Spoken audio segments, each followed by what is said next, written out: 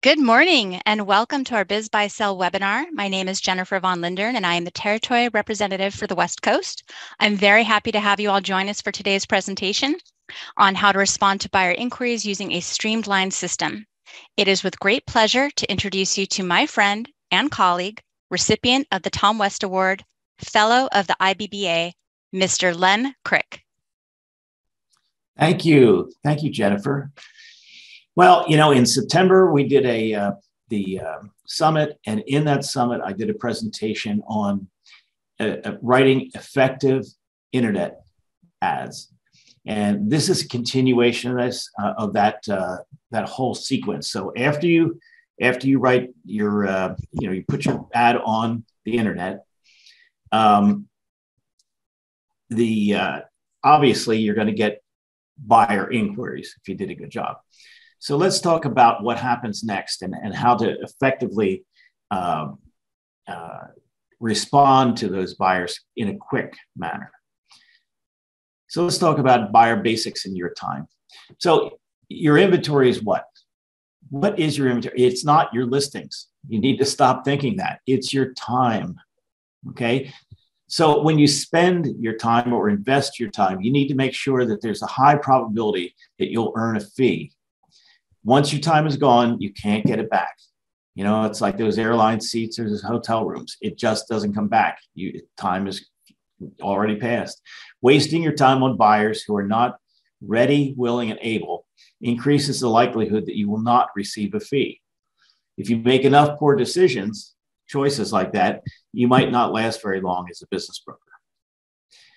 So I call this wasting too much time. So think about this, if 5% of the buyer prospects make an offer on the business that you have for sale, that means that 95% of the time they didn't make an offer. Of that 95%, another 5% might make an offer on another listing your office has or something, or that you co-op with something else. Okay. Therefore, 90% of your time is wasted with buyers, and 10% of the time in this scenario is productive. So you can see there's a lot of time you waste. So you want to spend the least amount of time possible. I've found that as many as 50% of and you probably found this too out there, as many as 50% of the buyer prospects who make inquiries about a business they see on Biz Buy Sell will never respond when requested to supply information about themselves and or to complete, sign, and return a confidentiality agreement. 50%. However, there's no way for you, the business broker, to tell in advance which inquiries are not from serious buyer prospects. Therefore, it's imperative that you develop a streamlined system to effectively handle all those buyer inquiries. Obviously, you want to achieve maximum results in a minimum time. So how much time can you save with a good system? Here's the difference between spending 5 minutes to respond to a buyer inquiry and 20 minutes to respond. If you have 12 listings, okay, and you have maybe 20 buyer inquiries per listing, which what we averaged in our office in Las Vegas, the total buyer inquiries were 240 that you received for those 12 listings. If you spend 5 minutes responding to each inquiry, you're going to spend 120 minutes or 20 hours total responding to buyers, right? If you spend 20 minutes, which I think I did before I figured out how to do it quickly, you spend 80 hours responding to those the buyers for those 12 listings.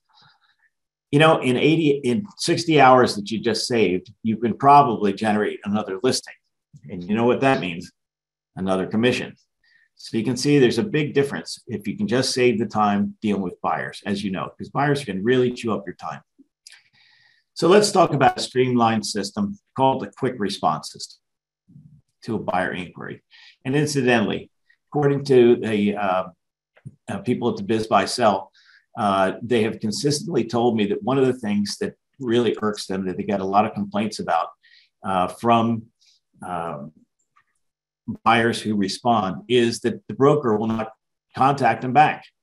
Okay, that is insane as far as I'm concerned. You spend all that time and effort to get the listing, value it, package it, and then you're rolling it out to the market. And when you get a buyer, it's like going fishing, and when you get a fish on the line, you don't reel it in.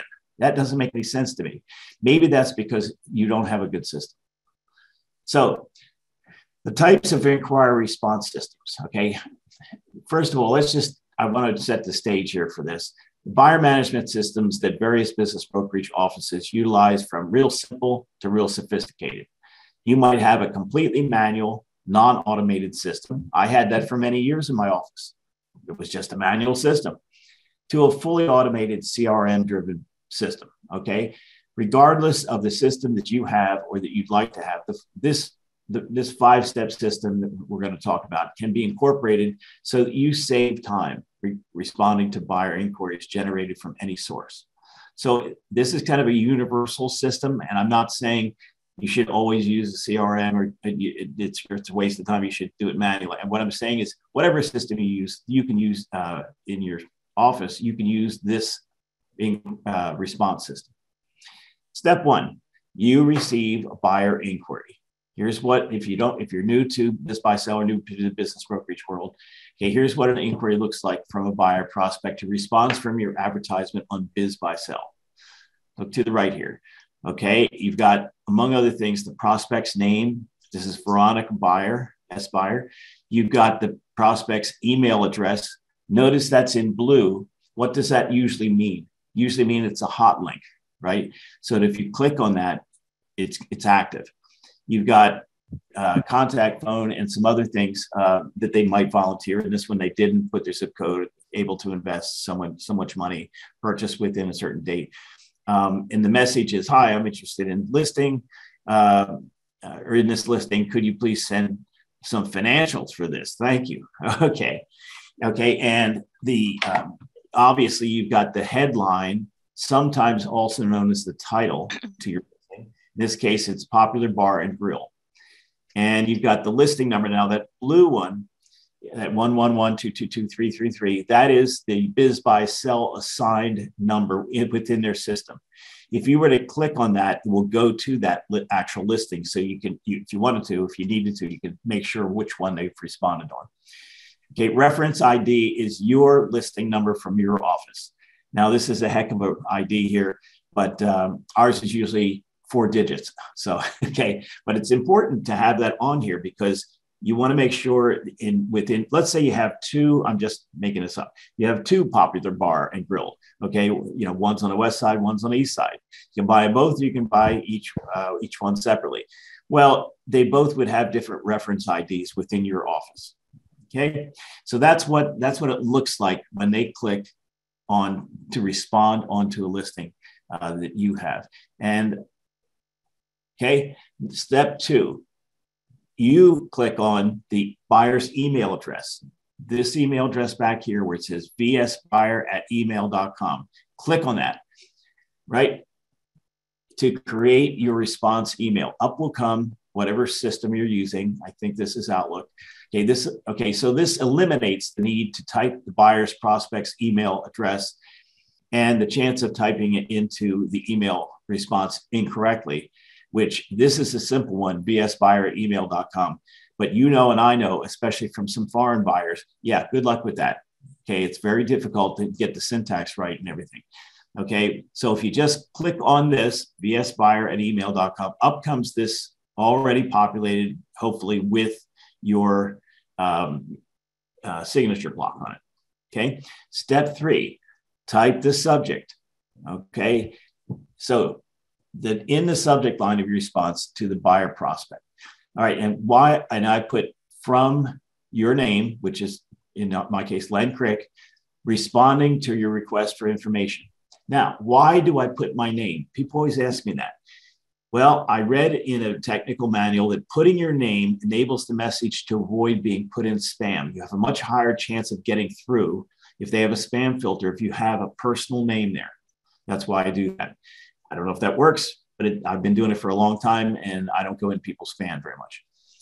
So that's step 3. So what are we doing? Step 1, receive the inquiry. Step 2, click on the email address, right? Type in the subject, which is from Len Krick, responding to your request for information. Step 4. Now this is the part that I really want to go over with you. Copy and paste the message the message for the whoever responded, the buyer prospect, we're going to call it. Okay, this message is a specific response to an inquiry for this listing. The message is very specific.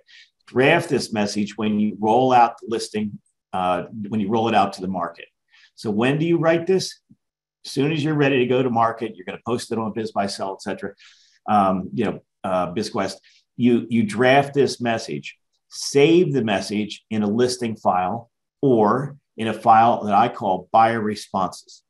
In other words, on my home screen, I have a thing called buyer pack, and within that, I have a thing called buyer responses, and it has all the responses to all my current listings already written. So the response message, let's look at this. Let's dissect this. Okay, the first paragraph, this identifies the listing for which you are responding, tells them what you want them to do and what you are going to do when they comply with your request. Okay, notice the listing number from your office and the headline is already pre-populated in this message that you have saved in advance. You don't have to type this out. So let's read this. Dear Veronica, thank you for inquiring about listing number, etc., the popular bar and grill we have here in Las Vegas. Listed here in Las Vegas.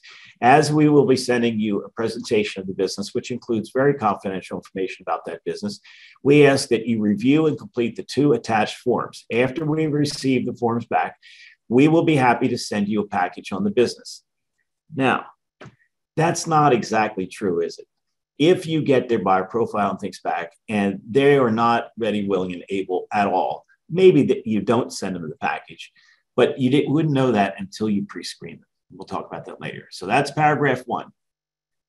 Paragraph 2 identifies the first document you're requesting them that they complete and return. It requests that any partner also sign it and tells them how to sign it in your system. If you use some other system other than DocuSign, change this message to reflect your system. Incidentally, this, let me go back, this entire message I have as a supporting document for you in Word format as a support is one of the supporting documents to this webinar. So you don't have to type it again. Okay, here's what it says. Number 1, confidentiality agreement, agency disclosure, and record of showing. Please sign the bottom, date it, add your address and phone number. If you have a partner who will be also looking at the information, please have them sign the bottom, date it, add their address and their phone number. You can sign it electronically by using DocuSign. Okay, we will complete the list of businesses you look at as we show them to you. Okay, that's what that says. Now, let's talk about confidentiality agreements. There's several types. So which one do we use? Okay, and just if you look at that asterisk, look down at the bottom. Confidentiality agreement, which we also call CA, and non-disclosure agreement, which you will see NDA, in business brokerage are pretty much essentially interchangeable terms. Yes, there are legal distinctions, but when you hear CA or NDA, it's the same thing for business brokerage. Okay, so there are 3 types of confidentiality agreements. And okay, the first type, which these are right here, are the supporting schedules that I have here for you for this webinar. Okay, that's the actual file itself. So use this agreement if the buyer, if it says confidentiality agreement individual, use this if the buyer prospect is a person making an inquiry on their own behalf. The second kind is a confidentiality agreement for corporate. That is, if there's a strategic buyer, a company looking to grow through acquisition, or a financial buyer like a private equity group responding. Okay, use this agreement if the buyer is a company, right? It is specific to a single business and is much more extensive. It's a corporate confidentiality agreement written. All these are written by attorneys. Number 3, which is the one that I referred to. Go back here. Confidentiality agreement, agency disclosure, and record of showing. Okay, that's this one. This is this agreement. Use this agreement if you want to cover confidentiality, disclosure that you work only for the seller, if that's the case, and so you're in single agency, and you want to use the same confidentiality agreement to be able to show the person up to 6 different businesses without executing a new confidentiality agreement each time. Okay, so because a lot of times, as you know, as we already discussed, a percentage of the ones who do respond to you don't end up buying, or not, they're not interested in the business they originally inquired about. So they want to look at a different business. So we can use that same CA. Takes time, right? The response message, 3rd paragraph, it asks the buyer prospect to complete a buyer profile. Okay, explains why we need it, tells them that the information will be kept confidential, tells them how to sign it in your system. If you use a system other than DocuSign, change the message to reflect your system. So here's the 3rd paragraph. So the first one, go back. The first one was tell them what you want them to do and what you're going to do if they comply. Second one is confidentiality. Third one, buyer profile. And here's what it says. Please complete this so we will have a clear understanding of your needs. We also need this information to be able to tell our client that you are qualified, and it's the last time you're ever going to hear me say the word qualified, to purchase the business. But people on the other side understand the word qualified. We don't use that word. The financial information will be kept completely confidential. Note that you can type the information into this form. This is a fillable PDF. Also, you can sign it electronically using DocuSign. Okay, so the first thing is a confidentiality agreement. Second is a buyer profile. So which buyer profile do I use? There are 2 different types. We actually have 3, but I'm going to show you 2 different types of buyer profiles. And these are the files that are the supporting documents to this, that happens to be a fillable PDF. Okay, so this individual one, use this form. The buyer is a person making inquiry on their own behalf. Okay, use the buyer profile company. Use this form, the buyer prospect is a company. For example, a private equity group, also known as PEG. You'll hear that a lot, PEG in our industry, which is the financial investors. Okay, or a strategic buyer. That's a company looking to grow through acquisition. Okay, so use this for a company, this for an individual. Okay, all right, we're not going to go over these, but this is what they look like. Okay, this is the one that's a fillable PDF for a person. Notice it does have a financial statement at the bottom. Okay, and this is the one for a company. And down here, it has their target criteria and so forth. All right, so what buyer information do you need?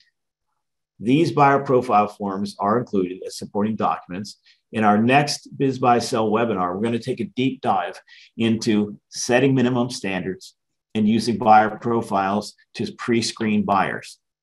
Okay, are they ready, willing, and able? We're actually going to define in business brokerage terms what ready means, what willing means, and what able means. Notice I use the word pre-screen. What do? We pre-screen buyers, not qualify. We don't qualify because qualify is a litigious word. You don't know, and in court, you're going to want to say, I pre-screened this buyer. I did not qualify that. You don't know if they're qualified or not. You know, do they have the financial capability, the management, marketing skills, and so forth? You just don't know that. So if I were you, I would use the word pre-screened to a certain standard. Question is, what are the minimum standards? And we're going to get into a deep dive on that the next Biz Buy Sell webinar. So response message, 4th paragraph. This tells the buyer prospect that what you want them to do. If they use a fillable PDF, or if they use if they print these forms and complete them manually, right? It lets them know to include some other information. Okay, that you included some.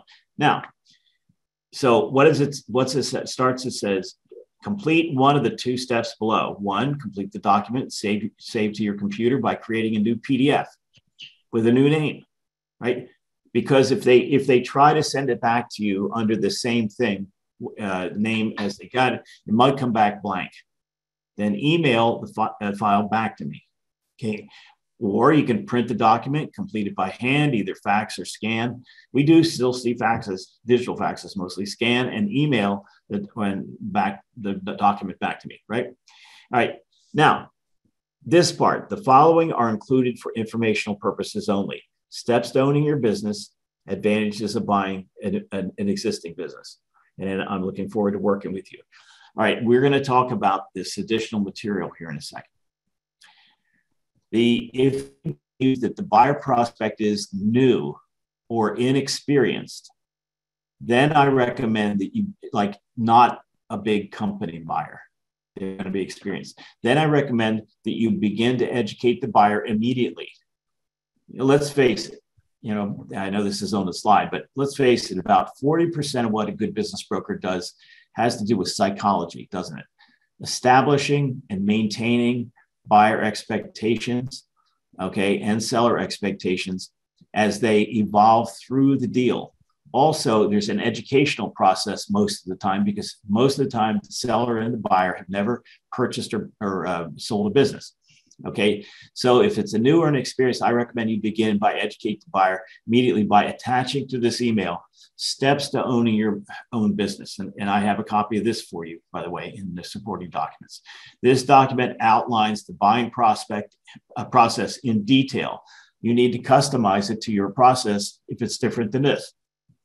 So this says step one, you do this, step two, that you want to set the stage that this is you as the gatekeeper, the quarterback of the transaction. This is you setting the stage of how we're going to dance, and these are the steps we're going to take. Okay, and you're going to lead, you the broker, because you're the quarterback, okay, of the whole thing. Okay, so this one here is steps to owning your own business. If I go back here, that's this one right here. Okay. The second document is advantages of buying an existing business and things a buyer should know. At least that's what I call it. It's two sections. In this email transmittal, these are referred to as informational attachments. Okay. And it says the following are included for informational purposes only, as compared to things I want you to return to me. Okay. So at the top, it says, all the reasons they should buy an existing business, which they probably know, but it's good to reinforce it. Maybe there's some things on there they didn't think about, like training by the seller. Things you should know, okay, about when you go to buy a business. Okay, you can read that on your own. Okay, now step 5, attach the documents to the response. So items to be returned, fillable PDFs. I bundle those, right? This confidentiality agreement and buyer profile. I bundle both those forms in one file called buyer forms to be returned. It's not called confidentiality agreement and buyer profile. It's buyer forms to be returned, so they know which ones you want back. These two, if I'm using them, if it's a neophyte buyer and not an experienced buyer, if I'm going to add these to it, I call this additional information, not steps to owning your business advantages. When they open it up, they'll see these two. When they open that up, they'll see these two. But so one is buyer forms to be returned. The other one's additional information. Okay, so response files. Okay, so this is if I were to open up my buyer pack and click on my response file, and I would click on a smaller listing, here's what would already be in that. Okay, it would have buyer email qualification. That's the one that has the listing number in it, already populated, the name of the headline, different kinds of the confidentiality agreement, different kinds of buyer profiles, and the additional information. It's already in. Like if this was, popular bar and whatever that one was, okay, that we're asking about. This is the kind of things that would be in it. Got it? On a large listing, it would have a message for private equity groups, because they may be a slightly different message, and a buyer for other buyer qualification. Okay, so, and disregard this large cigarette thing. Okay, sorry, I should have changed that. That is the confidentiality agreement that's specific to a larger business. So that's the company confidentiality agreement. Okay, I'll go back and change this so that when you download this thing, it'll be correct. And then we have different kinds of buyer profiles. So that's all in underneath the folder for large e-cigarette juice internet-based company up here. Okay, your response file should be preloaded with everything you need, right? So, for example, for a smaller listing, not a big, M&A one, right? This quick response would be this: you'd have the email message, the forms to be returned, and the additional information all sitting there, ready to go.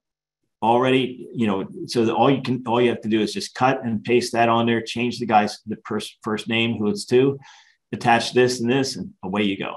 That way you can just copy it, drag and drop the attachments to the email, right? So your response is now ready to send to the prospect, right? Probably took you less than 5 minutes to prepare this because you have a good system. Right, this is like what the complete one, other than a signature block, what the complete one looks like. Their name, okay, this, it'll also have the date and stuff in it. Dear Veronica, here's the message.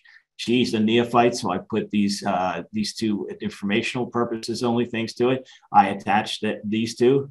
Okay, if I thought that she had responded already to something else, I recognize the name.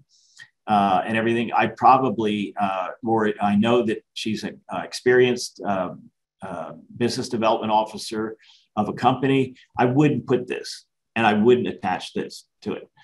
Okay, so in this down here, that's what this says if you can't read it. Forms to be returned, additional information. These are the two files, right? Remember to save what you send. Save it to the buyer file under your listing, so you can remember who made the inquiry and when you responded, okay? If it's in a CRM, you're probably gonna have it locked and loaded, right? All right, so let's do a little recap here. Step 1, you receive a buyer inquiry. Step 2, click on the buyer's email address. That brings up the pre-populated with your signature block, the response. Step 3, type the subject. To step 4, copy and paste the message and change the first name to the name of the person who inquired. And step 5, attach the documents to the response, whatever they are, and then out the email goes. Okay, that shouldn't take you more than 5 minutes to do that. So it's not going to waste a bunch of your time. All righty. So that's what I call my quick response system. Okay, and it just makes it much easier to deal with buyers. If you have a CRM, it's probably going to be pretty easy to use it, embed it into your CRM to kick these things out automatically. Maybe even go over to the field and grab their first name and all that stuff. I don't know. Depends on your system. I'd like to tell you about a coaching program I have if you're interested. I call it the Fast Start Coaching Program. Okay, and I've coached 49 people now. Okay, so I have lots of testimonials and people you can call to see if they liked it. They're all pretty successful right now. It's a custom program based on your level of experience or non-level of experience, right? 14 2-hour one-on-one coaching sessions using GoToWebinar. Custom marketing plan is developed for business broker's office and market. All the supporting materials, collateral material ready to implement. Okay, so you can roll it right out to the market as soon as you're ready. Access to, I have this huge reference library of over 800 documents, checklists, templates, CVR, examples, valuation examples, marketing materials, and I think I have, it should say 63, not 60, 63 90-minute webinars, etc. It's delivered by GoToWebinar, so we do it 2 or 3 times a week and you get it done. Covers Main Street, M&A, or both, either or both, and the price is $5,000. Okay, and here's my contact information is on this webinar. You're on, Jennifer. Len, thank you so much. You have some great questions. Do you mind if I read a few of them to you out loud while we're still on the subject matter? Please, okay, please great. Okay, great. So here is one from Bob Brooks. He's asking, he has many prospective buyers, email addresses, and he's discovered how to consistently get a high open rate of over 50% with MailChimp blasts of individual businesses that he has had listed for sale. What tips could you provide for increasing click rate and also improving buyer response rate for those who do click through and ask for more information, but who go cold and do not respond? Okay, so you always have to think, are you going to follow up or not? If that's what you're saying. If you're talking about initial click-through rate, okay, Biz by Sell is the initial click-through, and it automatically generates that response. So I don't think that that's an issue with the initial response. The question is, once you respond to them, and I've never used MailChimp to do any initial, I know you're adding them to a list, a buyer list if they didn't buy the one that they inquired about. I assume that's what he's saying. So obviously if you're going to have them click through, first of all, you've got to get through their spam filter. So be careful putting a lot of graphics and things in. And if I were you, I'd put my first name in the beginning of the subject line and so forth. The other thing is, I'm not sure how MailChimp works. I think it's just a mailing system, but if they have a personal, you can put a personal URL. Okay, let's say the person's name was Bob Smith. Okay, so you have to have something they're going to click through. And when you click through on that, the embedded in your email response is a personal URL. That would be value. If you had a thing where they're going to do a valuation of their business or of a business, or a hot link to BrokerWorks or something, it would say BrokerWorks@bobsmith.com. That's a personal URL. Now, these aren't free, but it's a highly effective way to get people to click through when they normally wouldn't. Otherwise, I would say, just like anything, any kind of direct mail letter or anything else, it's what is your inducement to take action? What is the call to action? What are you offering them? Why would they respond? Okay, you have to make an attractive offer. Okay, great. Thank you. I'm just going to read a couple more. There are quite a few. You have a big fan club out here, Len. I want to let you know. Right. So we will get all of these questions answered, but I do like this one. This one's from DJ. And he says, Len, are you saving the buyers in any way other than the email folder? Do you track the number of inquiries from each site, then convert to signed NDA, and finally as a buyer? Okay, so the answer is yes, yes, and yes. I would do all that. Especially if I had administrative assistant or I had a CRM.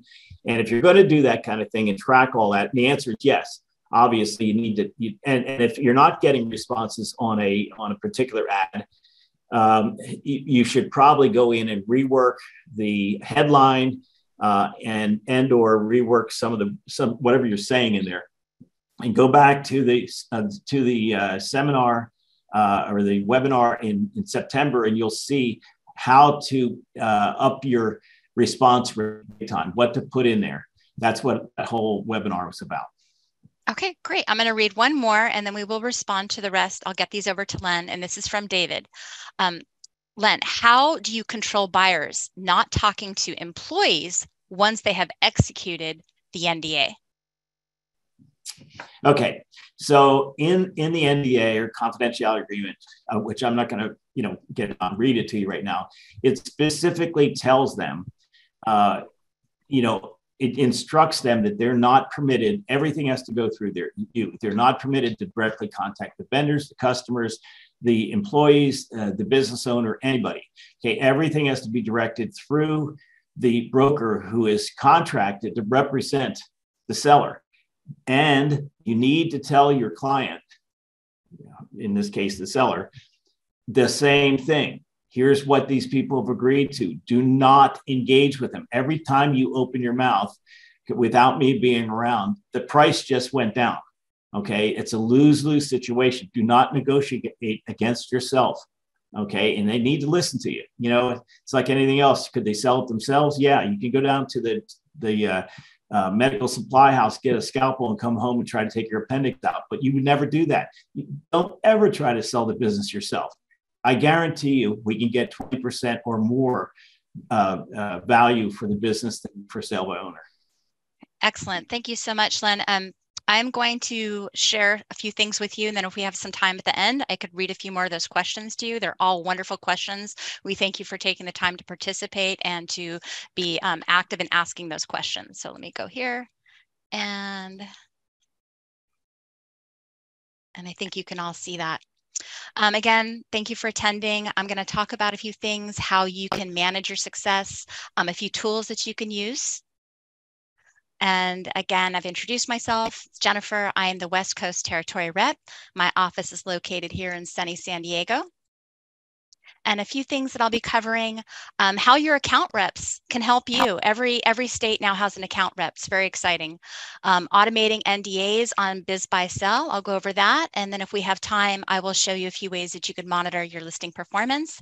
And then as mentioned, I can read more of those questions to Len. All right, so here we are. These are your territory reps. Very excited. Every state is covered.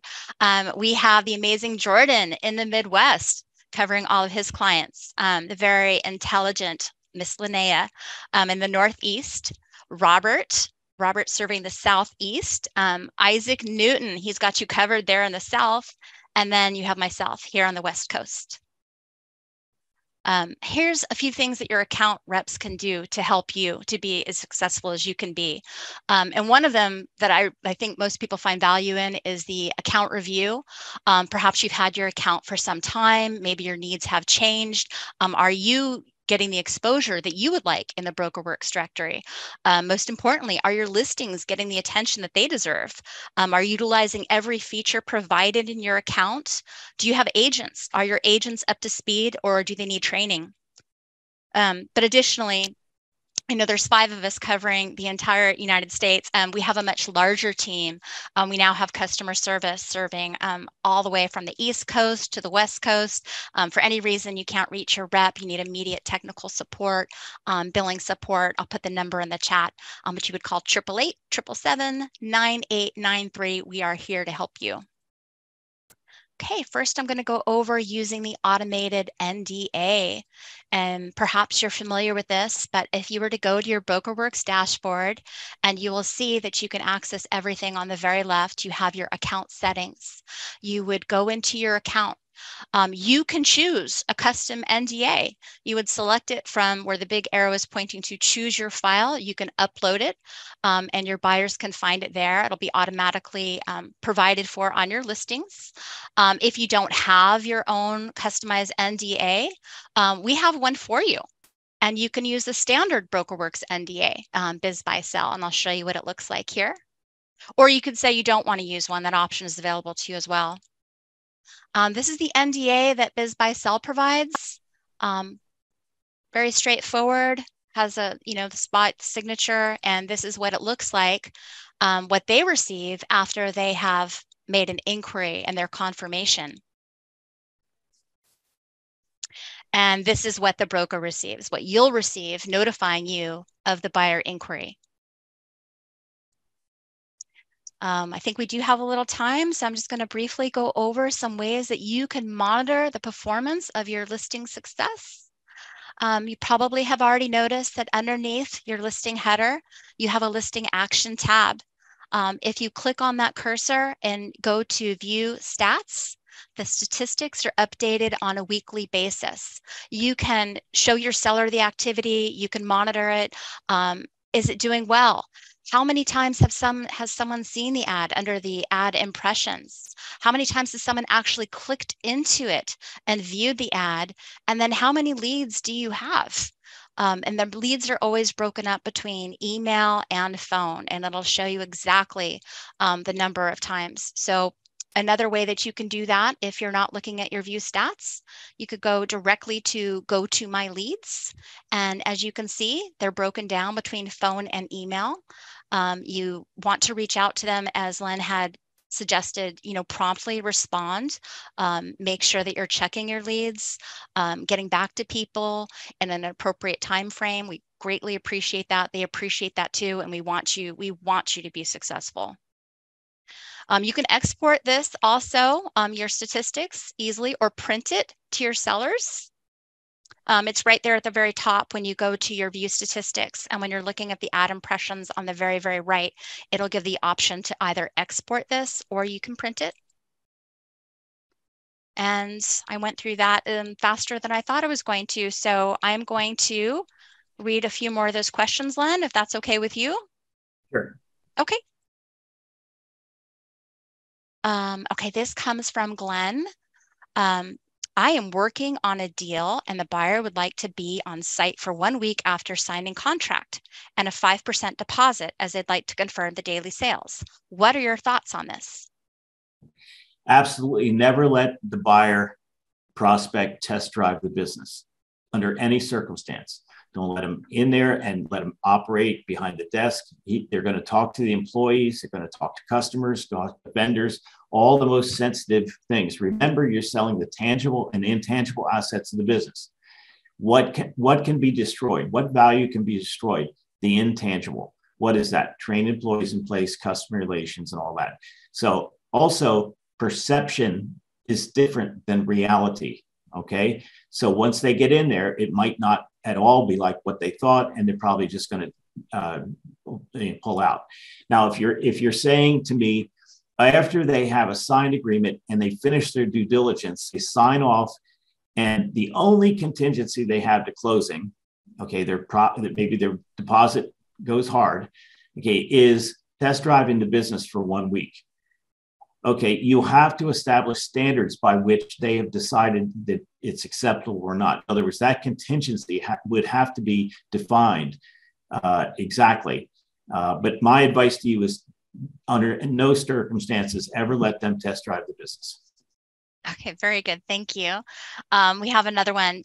Len, do you recommend doing an intro call with prospective buyers before sending out an email? I don't. Okay. And as I was saying, I think it's not, okay. The answer is, if you have all the time in the world, great.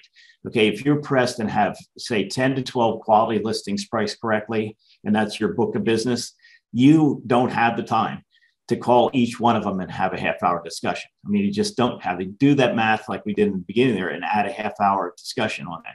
So since 50% of them are never going to respond to you, as I said to several people recently, I can almost tell if they're going to respond or not by looking at the time that the response was generated. If it's between 2 o'clock in the morning and 4 o'clock in the morning, hey, they were just drunk or high or something, and they're not really a real buyer, and they're never going to respond to you. They need to get a television or something, because this hobby, they're looky, right?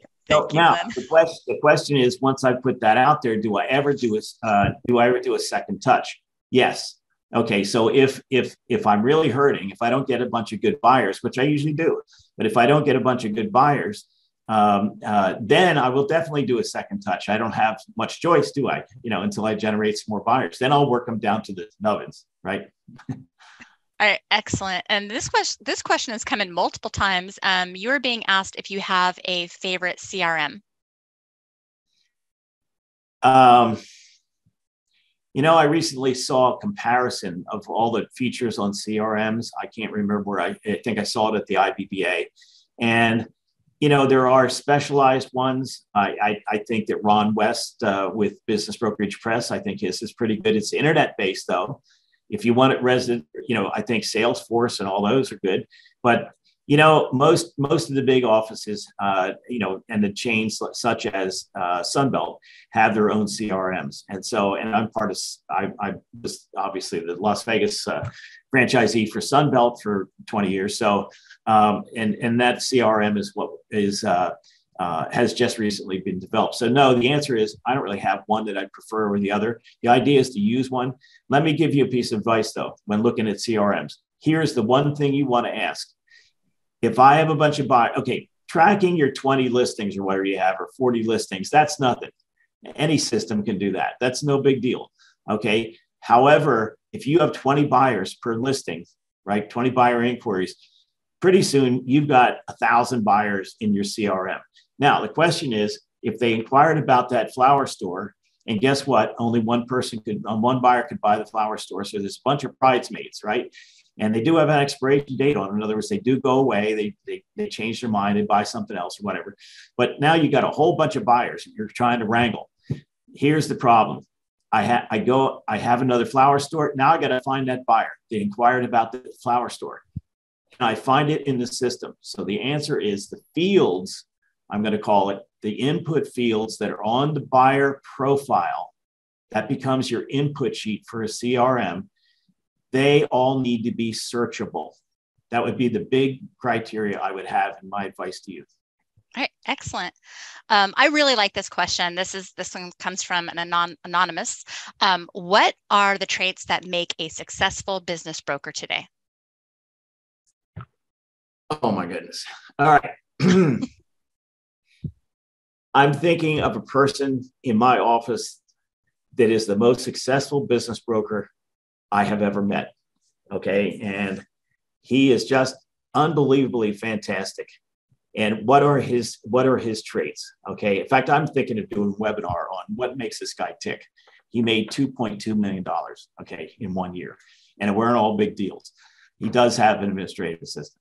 Okay. So first of all, stay focused. Second of all, identify those things that are going to waste your time. So you got to be the most productive that you can.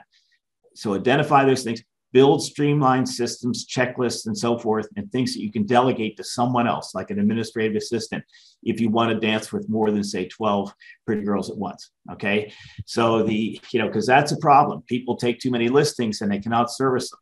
And unless you don't want to have any social life, you want to work 24/7, 7 days a week, whatever, it's like a lot of people try to do that and they get swamped out. And the other thing is, don't roll out too much marketing. Okay. You can only follow up on so much marketing, so many listings and so much marketing. You can only do so many callbacks and get into the telephone tag thing. All right. So you need to have a good system for your telephone calls so that they go to voicemail, you can pick them up remotely and so forth. My advice to you is, okay, package every single business correctly. Okay. And I do a whole webinar series on it. And if you want, I wrote course 145 for the IBBA. It's online, called Effective Business Packaging. That is a key. That's one of the keys to success. The other thing is, do the valuation before you take the listing. Use some really good recasting and pricing program. There's a few of pretty good ones out there. Some are a little overkill for small businesses. Use that to defend the price. So the best offense is best defense is a good offense. Do the valuation and have your client sign off on that. I always tell my client, listen, I'm going to do the valuation independently. Write down what you think you want for this, and let's see how close we get. Okay. And then I'm going to have a meeting. I want you to turn your hat around. Instead of being the seller, now you're the buyer. I'm going to try to sell your business back to you. Would you buy this? And I want them to basically sign off in every way. I always tell my buyers, look, for a short, mutually beneficial time, you and we're going to be Siamese twins. What's good for you is good for me. What's good for me is good for you. I get paid when you get paid. We walk in lockstep.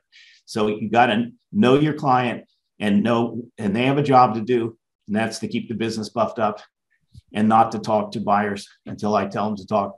I prep every meeting, okay, with my buyers. I tell them, with my sellers, I tell them before a buyer-seller meeting, either telephonically, Zoom, or in person, I tell them, listen, I want you to stick to what we have in our write-up. Do not enhance or puff or anything. Don't change your motivation to sell or anything like that. Stick with the program. So tonight, and I always tell them what the intimidation factors are and what this guy thinks he's good at. Okay. And we pre-script a bunch of things and answer some certain questions that might come up. Okay. Anyway, I could go on, but I can tell you that being productive is the most important thing. So you have a finite resource, and that is your time. Okay, thank you. You've got more questions are coming in. I think we have time for just a few more. Again, this one comes from Emmett. It's specifically for you, Len. It says, Len, once the buyers fill out and submit the information you need and you do a conference call, do you give access to the virtual vault room? Do you use the virtual vault room or a data room? Good question. Okay, so the process that we use, I actually have a flow chart and everything that, when I coach, I go right down the process. Okay, so until, the date, let's talk about quid pro quo. Okay, the only thing that a buyer gets for free from me is what they see on Biz Buy Sell. Every time they want something else, I'm going to keep it as the gatekeeper, a quid pro quo. Every time they want something, I want something. It might be their time, it might be a signature, it might be a deposit, it might be them traveling to Las Vegas to look at the business, whatever it is, we're going to keep this equal. Okay. And the first thing, as we went through the first two things, is what did they get for free? What they saw in Biz by Sell. What do I want? I want a confidentiality agreement and a buyer profile. Then I'm going to take a look at that. And next time we're going to talk in depth to how to determine if somebody's ready, willing, and able through pre-screening, what we used to call qualifying the buyer. Like, we don't use that word anymore. We learned the hard way in court not to use the word qualify. Okay, so and by the way, another attribute to the last question was always avoid heightened instances of potential personal liability. I have a workshop that I did for the IBBA that was very popular called Minimizing Broker Liability. There are 17 ways I've identified that you can keep your commissions. Okay, so but getting back to so they don't get anything. Back to this question, they don't get anything until they don't get the due diligence material at all, anything until we have an offer signed both ways. Now you say, well, how in the world can I make an offer where I haven't looked at all the financial information and everything else? Hey, our write-ups have everything you need to know. Okay, they get the write-up after I've determined they're ready, willing, and able. Then I send them the package on the business, and it's got some more disclaimers and more acknowledgement, more hold harmless stuff in it. Okay, and things they can and can't do, the rules of the road, and next steps. Okay, once they've read that and maybe answer some questions and back and forth, and we have a buyer-seller meeting, and they decide to bring an offer. And once we have a meeting of the minds, then it's instantly due diligence time. At that point, to answer that question, yes, we use virtual data rooms. Okay, excellent. Okay, and then just a few more here. Len, how do you communicate with interested buyers who have signed the CDA but are not a good match? Example, I tend to prefer larger strategic buyers versus individuals. The individuals tend to be more persistent. Okay, would you repeat the beginning of that question? Sure. I thought I wanted. Of course. How do you communicate with interested buyers who have signed the CDA but are not a good match? Okay, so a good match and ready, willing, and able are two different things. Okay, somebody might be ready, willing, and able, but they're an ex-governmental employee who need a business in a box. That's what I call a franchise. Okay, and because they're good executors, but they've inquired about that Italian restaurant, the independent Italian restaurant. There is no chance that person's ever going to buy that. Okay, so I will basically talk them out of pursuing that Italian restaurant. First of all, they're going to try to use OPM, other people's money, funding. The funder is going to say, you don't have the restaurant gene. Okay. And I knew that all along. And they're not going to buy it on their own. They always have influencers and, their wife and their friends and their golf buddy and whatever. They're going to talk about it, buying that Italian restaurant. So show that. So if that's the reason that you're going to try to talk them out of it, show them something that more closely meets their acquisition criteria and their skill sets. How do you find out what those are? Buyer profile. 90% of the material on the buyer profile has nothing to do with them qualifying or being pre-screened only for the business that they inquired about. It's for you to find other businesses that fit them better. Now, the answer to your question is individual buyers are the bread and butter of Main Street business brokerage, not sophisticated, corporate buyers. Corporate buyers are a completely different animal. And if you want to deal in the M&A world or small cap world, you got to talk the talk. Okay. They're going to talk at a different level, a different technical level, and so forth. And if you're going to play in that game, that you better go take some courses with the M&A source. Okay. And that's all I can say, because you're going to look foolish. And where you don't want to look foolish is in front of your client. Perfect. I have this one. I don't believe I read this one yet. This one comes from Sam. What about a buyer that wants to meet with the employees to ensure their interest in staying with the business after the transaction? This has come up more recently as the labor market has constricted. Okay, good question. And I got a really good answer for that. Okay, so I wrote course 206, Managing the Due Diligence Process for the IBBA, and that's also available online. Okay, in that, I show you a system of how to do a staged due diligence. Okay. So let's say that they have a whole bunch of things they want to do during the buyer's due diligence, during that 30 days or whatever you determined through looking at what they want to do and how much time it's going to take and the availability of data and so forth. Okay. So if I suggest you do it in 3 phases. Okay, the first phase might be financial due diligence, and they read the lease and they look at the labor contracts or whatever, all that. Okay, if they still like the business, then you move to stage 2, phase 2, I'm going to call it. Okay, if they decide this isn't for them at that point, stop the due diligence. There's no reason to give them anything else. Okay, by the way, what I'm about to tell you, you would need to reflect this in a counteroffer or in the asset purchase agreement, the offer itself. In other words, you have to reflect this system. You can't just spring this on them, okay, after the fact.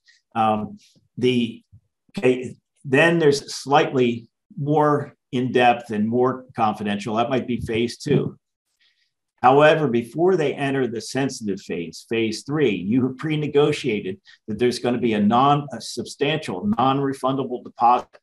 So if they decide that they still want to buy the business, what we're getting into phase 3 could be $100,000 goes non-refundable if they want to interview the employees, interview the customers, look at the vendors, right, and all that. Okay, and then and also proprietary information. The Coca-Cola formula. All that. If they want to see that kind of stuff, it's going to cost them. And you say, well, what is the logic on that?